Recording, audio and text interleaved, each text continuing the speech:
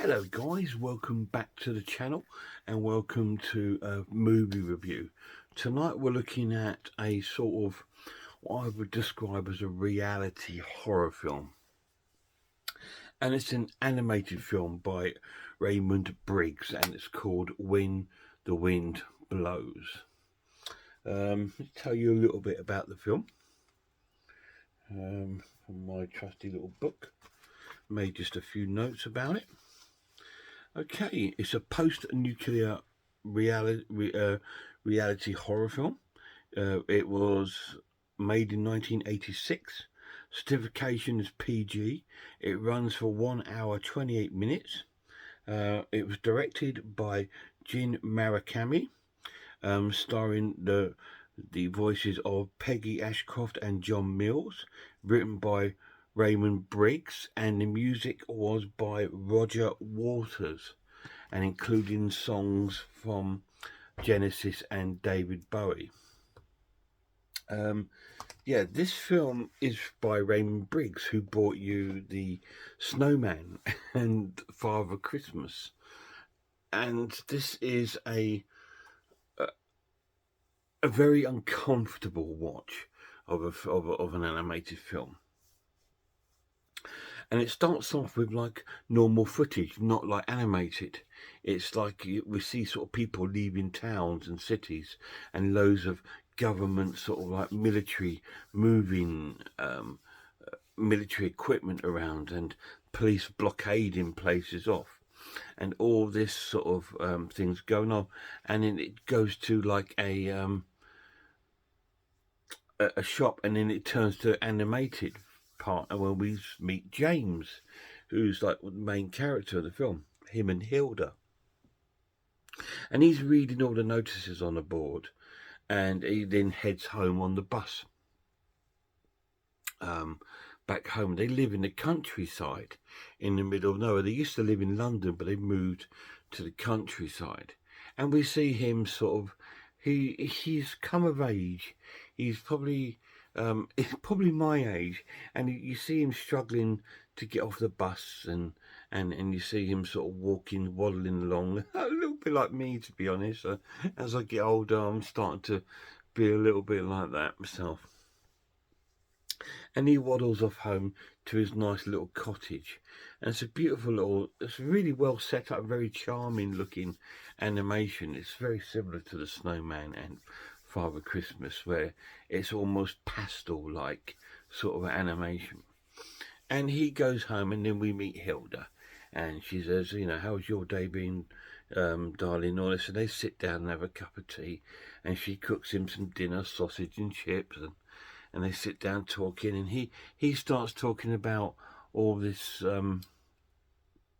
notices that he was reading in the local sort of store or post office wherever he was at, and then that he turns on the radio 4. She wants radio 2, but he wants radio 4, and he turns on the radio, and there's an announcement about war is going to break out, and all this sort of thing, and he's absolutely devastated. And she's still pottering around like nothing's happening. She's like, oh well, I must make a cup of tea and then wash the curtains, and she's sort of like behaving like all this while he's sort of like going into pure devastation mode.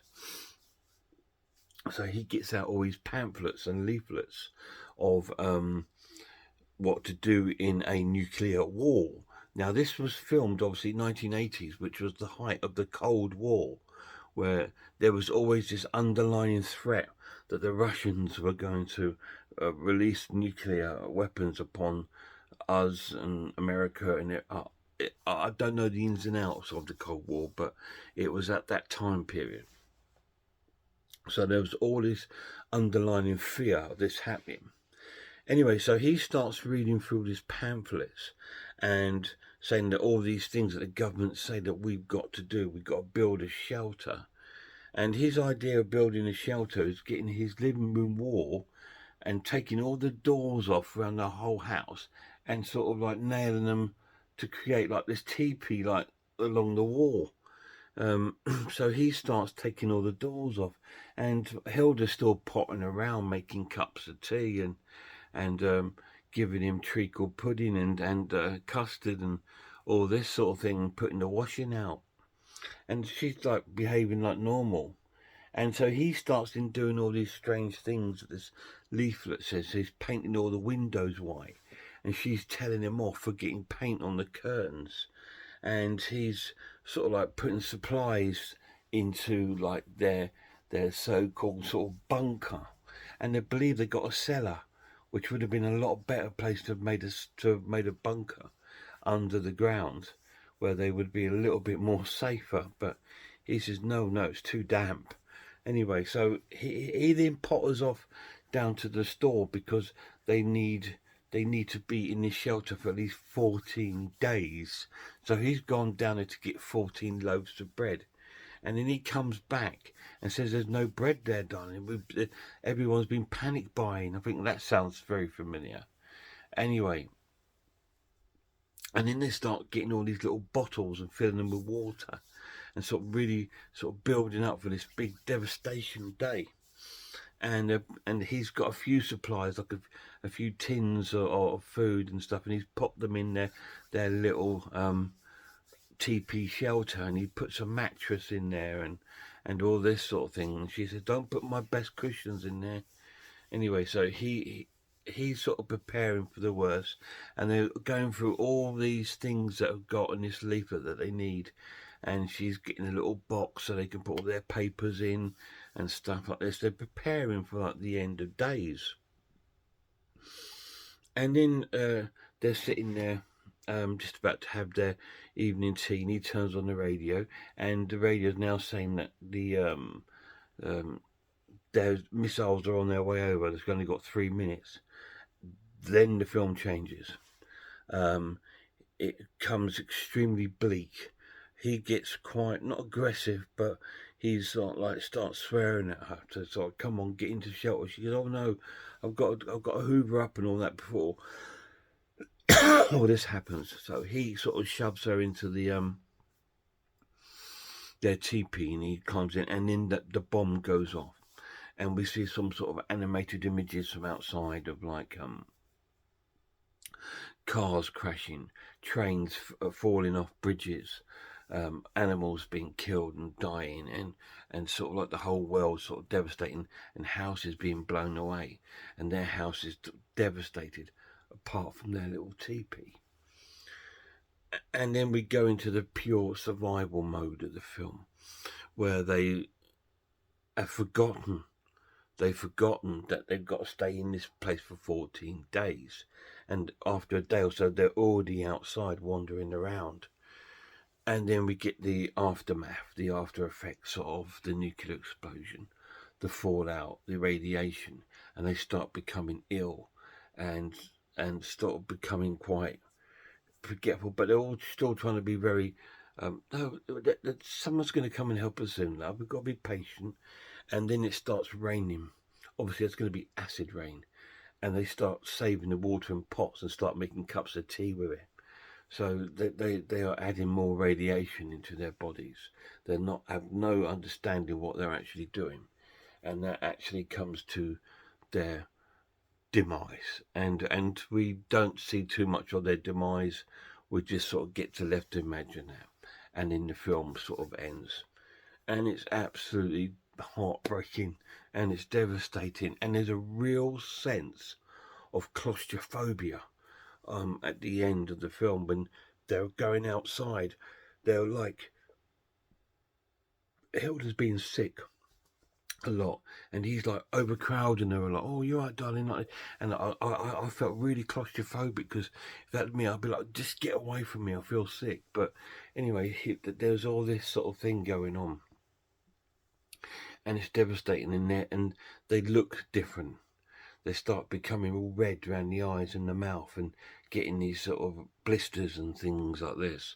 And it's horrendous. And it's a really, really hard-hitting film. And it does the job. And it's horrible. But it's wonderful. Wonderfully made. Really, really cool. I'm going to score this an amazing watch and give it a 9 out of 10. I can't give it a 10 out of 10 because it's an animated film. It's not anything that, you know, it's not really a 10 out of 10 film, but it is a fantastic film. And as far as animated films goes, it's probably one of the most hard-hitting ones I think I've ever seen. And it's fantastic. Now, I saw this back in the 1980s, and I've not seen it since. And I've watched it now, and it is still really, really heartbreaking. Now, the pluses of the BFI's edition, it looks wonderful on Blu-ray. They've cleaned it up. Yes, it's on the 4.3 radius, so it has got you know, that sort of radius, but the picture quality is benefited from that, as you may have seen some of the clips that I've shown you. Obviously, I'm not showing you any post-apocalyptic or post-nuclear explosion clips because I don't want to do that. Two reasons: one, I just don't think it's suitable, and two, I think I want you to watch it and find that out yourself because you need to watch it. It's really well played by Peggy Ashcroft and John Mills. Great writing by Raymond Briggs. Animation is fantastic. Absolutely really cool, and the songs are really, really cool. The film starts off with a David Bowie song and it ends with like a sort of Genesis and Roger Waters music, and it's really, really cool. Really highly recommend it. When the Wind Blows, 9 out of 10. Any of you guys seen it? If you have, let me know down below what you think of it. It is a very, very hard hitting film.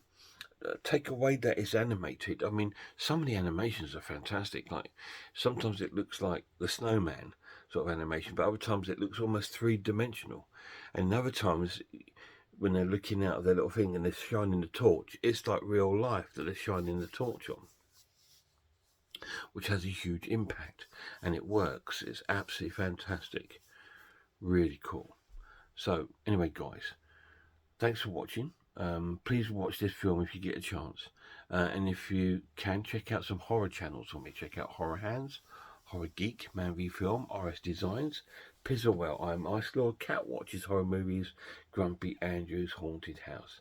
And a massive shout out to my lad. Till next time, look after yourselves, look after one another, and I really hope I'll see you all soon.